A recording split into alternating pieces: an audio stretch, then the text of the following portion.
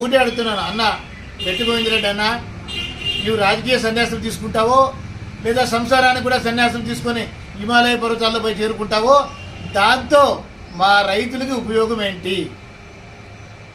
నీవు సన్యాసం తీసుకుంటే మా రైతులు పాడైపోనా? మాకు నీళ్ళు వద్దా? మేము బాగుపడేది వద్దా? మేము బ్రతికేది వద్దా? ఏం మాటలు మాట్లాడుతున్నావు నువ్వు? రాజకీయ సన్యాసం తీసుకుంటావా? మామూలు సన్యాసం తీసుకొని హిమాలయ పర్వతంలో కలిసిపోతే కూడా మాకేం ఒరుగుతుంది అని చెప్తున్నాను.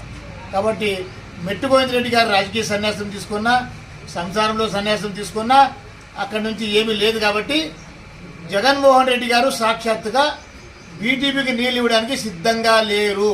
ప్రాంత రైతుల ద్రోహులుగా మిగిలిపోతారు మీరు. సురేంద్రబాబు, అమిలేని సురేంద్రబాబు చెప్తా ఉన్నాడు, ఇటు కాలువ శ్రీనివాస్ కూడా చెప్తా ఉన్నాడు, బీటీపీకి తప్పకుండా నీళ్లు తెస్తాము అని చెప్తా ఉన్నారు. కాబట్టి తప్పకుండా కూటమి గెలిస్తే అందరం కలిసి